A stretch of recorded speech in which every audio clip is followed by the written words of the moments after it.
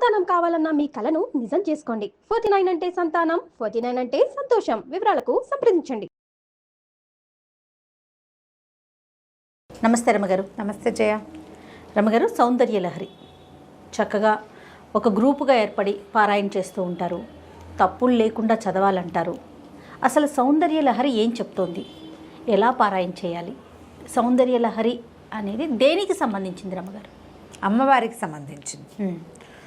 సౌందర్యలహరి పారాయణ చేసేవాళ్ళు కనిపిస్తున్నారు ఇప్పుడు. అవును, ఇదివరకటి కాలంలో సౌందర్యలహరి రేర్గా ఎక్కడో ఉండేది. ఎక్కువగా మనం లలితా సహస్రనామాలను చదువుకుంటాం. అందరూ విష్ణు సహస్రనామం సులువు చదువుకుంటాం. అక్కడి నుంచి లలిత కామ్యం అని లలిత కొంతమంది గ్రూపుల్లో చదువుకునేవాళ్ళు. ఇళ్లల్లోనే ఉండేది. మనకేంటంటే సోషల్ మీడియా వల్ల మనకి ఇవన్నీ ప్రచారంలోకి వచ్చినాయి జయ.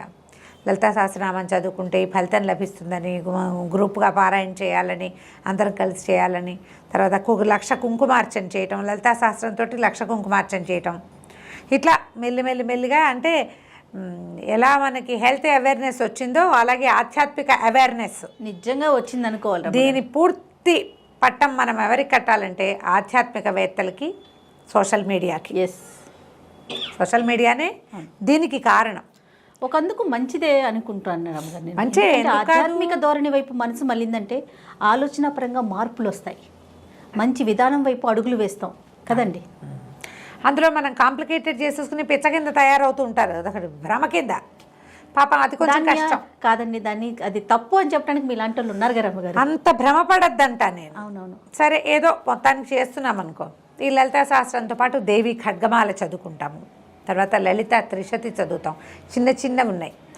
లలితా పంచరత్నాలు, ప్రాతస్మరామి లలితావదన అరవిందం అని పొద్దున్నే లలితాదేవిని చదువుకుంటాం. రాజరాజేశ్వరి అష్టకం, తర్వాత ఏమో దేవి అపరాధ స్తోత్రం, అర్గళా స్తోత్రం, అంటే బోల్డ్ స్తోత్రాలు ఉన్నాయి.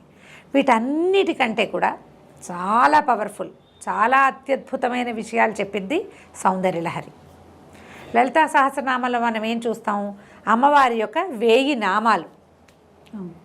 ఒక్కొక్క నామంలో ఒక్కొక్క ఆమె యొక్క సౌందర్యం కావచ్చు, ఆమె యొక్క శక్తియుక్తులు కావచ్చు, ఆమె యొక్క ప్రతిభ, ఆమె యొక్క అనుపమానమైన ఆమె శక్తి ఒక్కొక్క నామంలో ఒక్కొక్క రకంగా ఆవిష్కరించబడతాయి. అన్నీ నామాలే, ప్రతిదీ నామమే. త్రిశతిలో కూడా నామాలే ఉంటాయి. ఖడ్గమాలలో ఆమె అమ్మవారి యొక్క పరివార శక్తులు, ఒక్కొక్క శక్తి యొక్క నామధేయం, ఎలాంటి శక్తులు ఉంటాయి ఆమె చుట్టూతా. దీంతోపాటు మణిద్వీప వర్ణన ఒకటి చదువుకుంటారు చాలామంది. మణిద్వీప వర్ణన తెలుగులో చదువుకునే వాళ్ళే ఎక్కువగా కనుతారు. ఒక పాటలాగా మణిద్వీప వర్ణన పాట పాడుతూ ఉంటారు. సంస్కృతం కనుక చదవగలిగితే చాలా బాగుంటుంది. అది కూడా కొన్నాళ్ళకు వస్తుంది బహుశా. ఈ సౌందర్యలహరికి ఏంటంటే, సౌందర్యలహరిని ఆదిశంకరులు రచించారని ప్రతీతి. దీనికి రకరకాల వ్యాఖ్యానాలు దొరుకుతాయి. సదానందనాథులని వారు చేసిన వ్యాఖ్యానం చాలా నచ్చింది నాకు.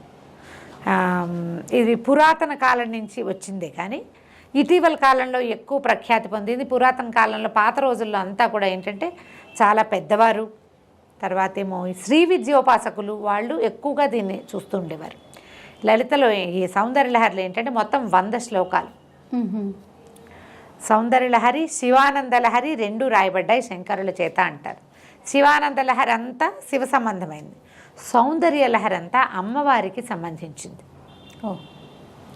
ఒక్కొక్క శ్లోకానికి ఒక్కొక్క ఫలితం చెప్తారు. ఇది లలితా సహస్రంలాగా 2 వాక్యాల అనుష్టుప్పు కాదు, పెద్దది వృత్తం. మనం ఒక్క శ్లోకాన్ని కరెక్ట్గా సజావుగా చదివితే 23 సెకండ్లు పడుతుంది. అంటే నేను రికార్డ్ చేసి పెడతా కదా, అందుకని ఖచ్చితంగా క్లియర్గా చెప్తున్నారు. 22-23 సెకండ్లు పడుతుంది ఒక్క శ్లోకం చదవటానికి. ఈ శ్లోకం టైంలో మనం 2 లేదా 3 విష్ణు సహస్రనామం కానీ లలితా సహస్రం కానీ చదివేయగలుగుతాం. శ్లోకాలు పెద్దవి, అర్థము తాత్పర్యము తెలుసుకోవడానికి ఎవరైనా సజావుగా మనకి చెప్పేవాళ్ళు దొరకాలి. మనంతట మనం చదివితే, నిదానంగా పుస్తకం చూసి చదివేస్తే పెద్ద అవగాహన అయితే రాదు. అయినా కూడా కొంచెం సంస్కృతం టచ్ ఉన్న వాళ్ళు, చిన్నప్పటి నుంచి చదివే అలవాటు ఉన్న వాళ్ళు చదివేసుకుంటూ ఉంటారు. ఇటీవల కాలంలో సౌందర్యలహరి చెప్పేందుకు గురువులు కూడా ఇతోధికంగానే లభిస్తున్నారు. ఎక్కడ అవకాశం ఉంటే అక్కడ చక్కగా చదువుకోండి, అర్థము తాత్పర్యము తెలుసుకోండి. ఇందులో ఏంటంటే మొదటి 50 శ్లోకాలు ఆనందలహరి, తర్వాత 50 శ్లోకాలు సౌందర్యలహరి అని చెప్తారు. మొదటి సగం అది, తర్వాత సగం ఇదని. మొదటి సగంలో అమ్మవారి యొక్క ప్రజ్ఞాపాఠవాలతో పాటు శ్రీచక్రం యొక్క స్వరూపం గురించి తెలియజేస్తారు.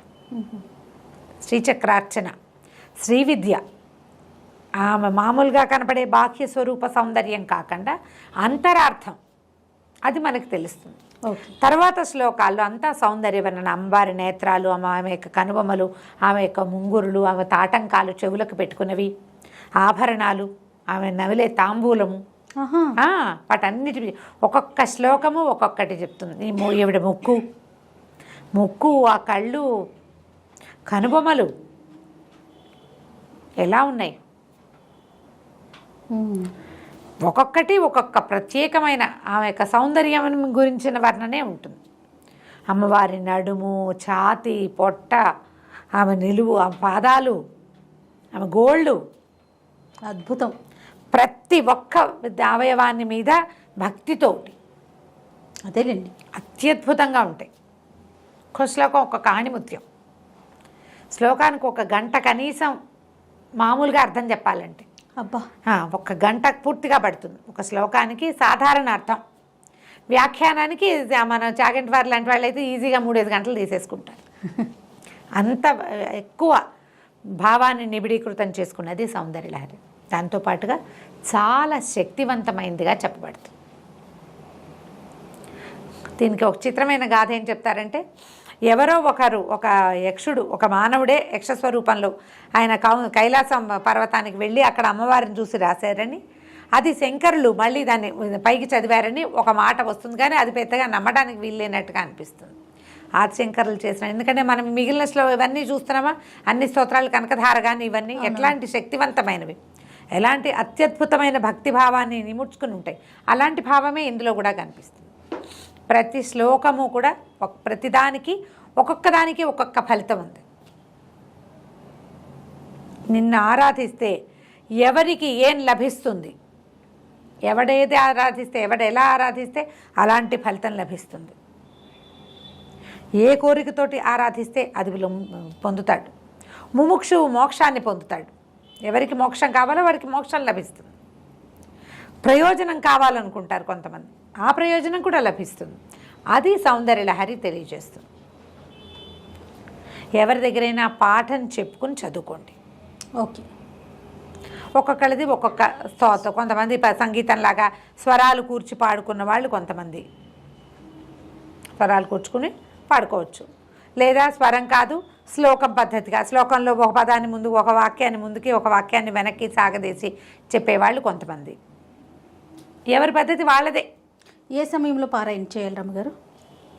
సౌందర్యలహరి పారాయణ ఉదయం సాయంకాలాలు, ఉదయాస్తమాలలో బాగుంటుంది.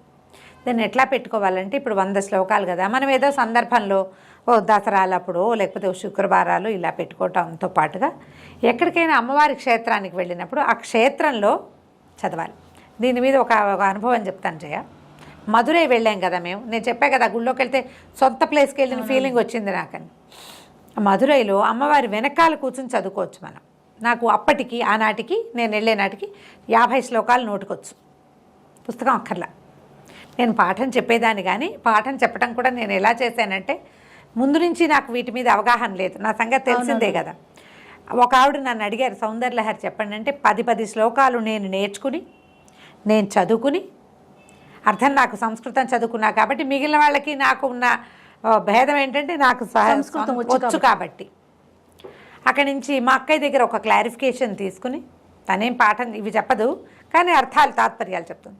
ఆ 3-4 పుస్తకాలు సంపాదించాను, వాటి మీద వ్యాఖ్యానాలు 2 ఖచ్చితంగా నా దగ్గర ఉన్నాయి. తర్వాత కాలంలో పని కూడా ఒకటి తెచ్చిచ్చాడు, 3 వ్యాఖ్యానాలు. ఇవి బాగా చదివి నా సొంతంగా నాకేం భావం కలుగుతుందో దాని మీద డెవలప్ చేసుకుని, ఒక తల్లి పిల్ల, మా శ్యామల్ గారు వాళ్ళ అమ్మాయి అస్మిత, వాళ్ళిద్దరికీ చెప్పా. నేను నేర్చుకుని వాళ్ళకి చెప్పేదాన్ని. నేను మధురై వెళ్ళే నాటికి 50, ఇప్పుడు నా సంగతి నేను ఎక్కడో ఉద్ధరించేశానని చెప్పట్లేదు, క్లియర్గా చెప్తున్నా కదా, చెప్పారు అంతే. ఎవరైనా అంతే, ఎవరికైనా బుట్టుకుతో వస్తాయి, ఏమైనా నేర్చుకోవాలన్న శ్రద్ధ అంతే అంతే. ఈ 50 నాకు నోటికొచ్చు, పుస్తకం కడగడ 50 వెళ్ళిపోయినా. తర్వాత పుస్తకం తీసుకున్నా, ఓపెన్ చేసి చదువుతున్నా. మామూలుగానే నా వాయిస్ కొంచెం స్పెషల్ వాయిసే కదా, శ్లోకాలు చదివేటప్పుడు అప్పుడు కూడా ఏంటంటే కొంచెం సంస్కృతం రావటం వల్ల ఒక ప్రత్యేకమైన బాణి ఉంది, నాకు తెలుస్తుంది. ఒక పోలీస్ ఆయన ప్రదక్షిణలు చేస్తూ వింటున్నాడు. ఆయన పోయి బయట కూర్చున్నాడు. ఆ బయట కూర్చుని మేము మొత్తం దర్శనం అన్నీ అయిపోయి నేను ఇంకా అయ్యవారిని చూసి మధుర లోపల దేవాలయాలు అన్నీ చూసుకుని ఇది నేను అక్కడ కూర్చున్నది 8 గంటలకి. అప్పటికి నాకు ఇంత కళ్ళతోడు అవసరం లేదనమాట. సాయం మళ్ళీ 11 గంటకి నేను బయటికి వెళ్ళాను. ఆయన అక్కడ కూర్చున్నాడు. ఆయన అడిగాడు, అమ్మా అక్కడ కూర్చున్నారు కదా మీరు ఎన్నమో పడికిరే అన్నాడు. ఏం చదువుతున్నా అని ఏంటమ్మా అన్నాడు. అనేసరికి సౌందర్యలహరి అంటే ఏంటన్నాడు. చేతిలో పుస్తకం ఉంది, ఆయన చేతిలో పెట్టా. ఆయన ఆ పుస్తకం ఓపెన్ చేసి చూసి జిలేబీ చుట్టల్లాగా ఉన్నాయని చెప్పాడు. ఎంత బాగుందమ్మా వినటానికి, ఒకసారి చదవండి అని ఒక్క శ్లోకం నాతో అక్కడ చదివించుకొని ఫోన్లో రికార్డ్ చేసుకున్నాడు. నేను అనుకుంటాను ఒక్కొక్క జీవాత్మని అది అట్లా పట్టుకుంటుంది. వాళ్ళు వచ్చే జన్మలో బహుశా ఆయన నేర్చుకుంటాడు. ఆయనకి తెలుగు రాదు, సంస్కృతము అని చెప్పా. తెలుగు కాదు, ఇది లిపి నీకు తెలుగులో కనిపిస్తుంది. ఆయనకి బాగా తమిళొచ్చు, నాకు కొంచెం అర్థమవుతుంది. ఇది సంస్కృతము ఇలా మా లిపిలో ఉంది, కానీ ఇది తమిళ్లో కూడా ఉంటుంది. అభిరామి కాదా అని అడిగాడు. అభిరామి ఒక శతకం ఉంది అక్కడ తమిళ్లో, ద్రవిడంలో ఉంటుంది. అభిరామి కాదు, ఇది సౌందర్యలహరి ఆదిశంకర్లు చేసిందే అని చెప్తే ఆయన మొదటి శ్లోకమే రికార్డ్ చేసుకున్నాడు. ఒకటి చెప్పు అని. ఎంత బాగుందో వినడానికి. ఆయన మా పక్కన వాళ్ళందరికీ చెప్తున్నాడు అనమాట. అది చదువుతుంటే లోపల అట్లా ఇలా ప్రతిధ్వనిస్తుంది. చాలా బాగా నచ్చింది నాకని. అట్లా అట్రాక్ట్ చేస్తుంది మనుషుల్ని. దానికి ఎవరు అట్రాక్ట్ చేయబడతారో వాళ్ళకి ఉపాసనా బలం పెరుగుతుంది. అది ముందుకు వెళ్తుంది అనమాట. ఇది ఇప్పుడే మనం చక్కగా నేర్చుకోగలిగి బాగా చదువుకోగలిగి చేసామా ప్లస్, లేదా దానికి అట్రాక్ట్ అయ్యి ఏదో ఒకటి పట్టుకున్నామా అది కూడా ప్లస్సే. ముందు జన్మల్లో మరింతగా మనం ఈ దేవి ఉపాసకులం అవుతాం. అమ్మవారిని ఉపాసించేందుకు అవకాశం లభిస్తుందని చెప్పబడుతుంది. చక్కగా చదువుకోండి. ఎవరైనా మేము సౌందర్యలహరి చదువుతాము అంటే నేర్చుకోండి వాళ్ళ దగ్గర. తప్పులు మాత్రం పడనివ్వద్దు. తప్పులు లేకుండా ఉంటే మీకు ఆ శ్లోకం చదవటం వల్ల రావాల్సిన పూర్తి ఫలితం వస్తుంది. మనకేంటంటే దేవుణ్ణి ఎలా పిలిచినా పలుకుతాడు. అమ్మవారిని అమ్మ అనే బదులు మా అన్న అన్నా పలుకుతుంది అమ్మ. కానీ సజావుగా పిలిస్తే సజావైన సమాధానం వస్తుంది. కరెక్షను అనేది అవసరం. అలా అమ్మానే అనొచ్చుగా, మనం ఇదెందుకు చదవాలి? అంతే కదా, వచ్చిందే చదువు. మనం ఇది ఎందుకు చదువుతున్నాము? దీనివల్ల లభించేటువంటి ఎనర్జీ పూర్తిగా రావాలి. మన చుట్టూతా వాతావరణం అంతా బాగుపడుతుంది. ఇవాళ నేను ఇక్కడ కూర్చోడానికి బేసిక్ మొట్టమొదట నేను వేసిన స్టెప్ సౌందర్యలహరే. ఆమె నన్ను ఇక్కడికి తీసుకొచ్చింది. అందులో నా ప్రయత్నం 10% ఉంటే ఆమె నడిపించిన నడకే మిగిలిన 90%. మళ్ళీ నేను ఉపాసనగా తీవ్రంగా మళ్ళు అవి నేనేం చేయలే. నేను ఆ స్థితి దాటేశాను. ఎక్కడికి వెళ్ళినా ఓ శ్లోకం పట్టుకుంటా, హరిస్వామారాధ్య ఇది చదువుకుంటా. ఈ హరిస్వామారాధ్య అనగానే వచ్చేస్తుంది ఎనర్జీ నాకు. అంతే. ఒక్కసారి హరిస్వామారాధ్య అనుకోగా అమ్మయ్య, ఎంత టెన్షన్లో ఉన్నా, ఎంత విసుగులో ఉన్నా, ఎంత ప్రెషర్లో ఉన్నా హరిస్వామారాధ్యే నన్ను సరిగ్గా దారి చూపించి లాకెళ్ళిపోతుంది అక్కడికి. ఏదో ఉంటాయి మానవ జీవితానికి తప్పనివి. అంతే.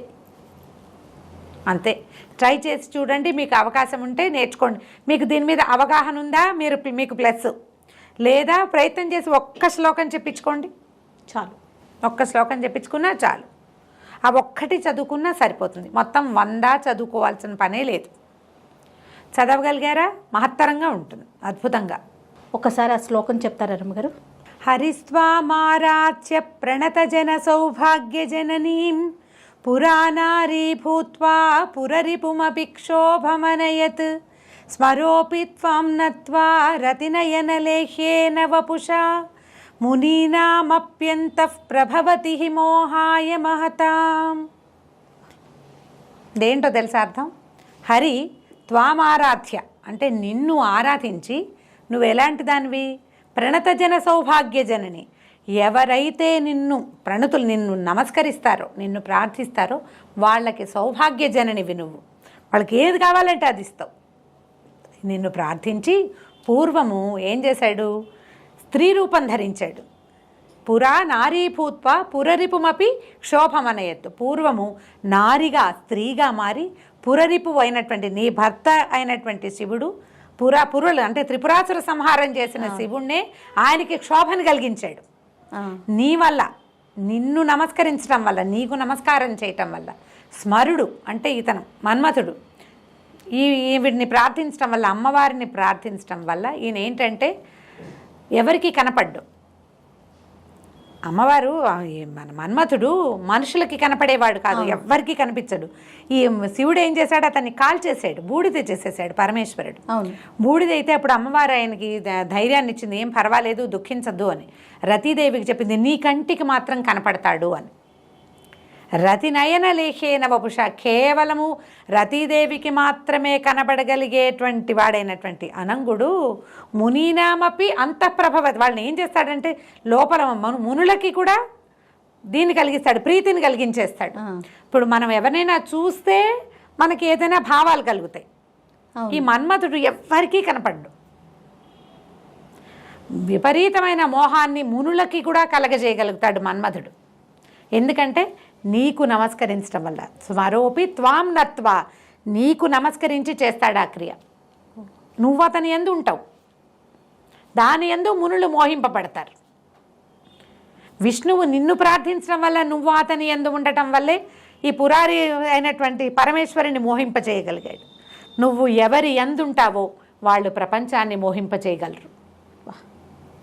వాళ్ళ వెనకాల ప్రపంచం ఉంటుంది. అమ్మ ఎవరి యందు ఉంటుందో వాళ్ళ వెనకాలే ప్రపంచం ఉంటుంది. నా శక్తి అంతా ఈ శ్లోకమే. ధైర్యం కావాలన్నా, ఆరోగ్యం కావాలన్నా, ఏం చేయాలో తోచకపోయినా, ఆరోగ్యం బాగుండకపోయినా అంతే మనన చేసుకుంటూ ఉంటారు, తిప్పుతూ ఉంటాను దాన్ని. అది నా వెనకాల ఉంటుంది. ఆ ఉంది నా వెనకాల. నాకు చేతైనవి విషయము, చేతకాని విషయము, వచ్చింది రాంది, ఓపిక లేనిది, సమస్తమైన వాటికి ఆమె నడిపిస్తుంది. ఈ ఒక్క శ్లోకంతో ఎన్నైనా చేయొచ్చు. పూర్తిగా రూమ్ అంతా వైబ్రేషన్స్ వచ్చినట్లు అనిపిస్తుంది రమ్మగారు. ఇది అసలు మనం రికార్డ్ చేస్తే అసలు చెవుల్లోకి ఒకసారి వెళ్ళిందంటే అంతే, ఆటోమేటిక్గా మన వెన్ను సాఫీ అయిపోతుంది. ఆ విద్యా రహస్యం అట్లాంటిది. ప్రయత్నం చేసి చూడండి. ఇది వినపడుతోంది, ఇది ఒక్కటి నేర్చుకోండి. చిన్న చిన్నవి సంస్కృతంలో ఒక్కొక్క చిన్న చిన్న మిస్టేక్స్ రాకుండా చూసుకోవాలి. ఇప్పుడు కొన్నిటికి మనకి ఫా శబ్దం లేదు చూడు, ఫలితం అనాలి, ఫలితం అనకూడదు, ఫా లేదు. ఇదేంటంటే విసర్గ పక్కన పా ఉంటే దాన్ని ఫాగా పలకాలి. అంతః ప్రభవతి ఉందనుకో, అంతః ప్రభవతి అని అఫ్ సౌండ్ అప్పుడు రావాలి. అలాంటి పడికట్టు ఖచ్చితంగా మనకి తెలియాలి. దానికి సంస్కృతం రావడం చాలా ప్రధానం. అది కనుక కుదిరితే మీకు చక్కగా వస్తుంది. మంచి మంచి శ్లోకాలు ఉన్నాయి. ఇది మొదటి శ్లోకాల్లోదే. రమ్మగారు ఎవరిదన్నా ఫాలో అవ్వాలి, ఇప్పుడు తెలియని వాళ్ళు అనుకోండి, పలానా వాళ్ళు మీరు ఫాలో అవ్వచ్చు, పలానాది విని నేర్చుకోవచ్చు అంటే ఏమైనా సజెషన్ చెప్పగలుగుతారా? నచ్చింది నేను అలా వినలేదు జయ, మీకు తెలియలా, వినలేదు. 100 శ్లోకాలు బాంబే సిస్టర్స్వో ఎవరివో ఉన్నాయి, కానీ రాగాల్లో ఉన్నాయి. మీకు మీ అందుబాటు. నేనేమంటానంటే ఏది ఇదే కరెక్టు అని చెప్పను నేను, నాకు కూడా తెలీదు, చెప్తున్నాగా. ఈ సంస్కృతం వస్తే కరెక్ట్గా ఉంటుందని భావిస్తా. నా మటుకు నేను సంగీతం కాదు దీనికి కావాల్సి, సంస్కృతం భాష మీద పట్టు అంతే కదండి. పట్టు ఉన్న వాళ్ళతో దగ్గర చెప్పించుకుంటే మేము కనెక్షన్స్ ఆటోమేటిక్గా అవుతాయి, బాగుంటుందిగా. నమస్తే రమ్మగారు. నమస్తే జయ. సుమన్ టీవీలో మీ పర్సనల్ అండ్ బిజినెస్ ప్రమోషన్స్ కోసం కింది నెంబర్కి కాంటాక్ట్ చేయండి.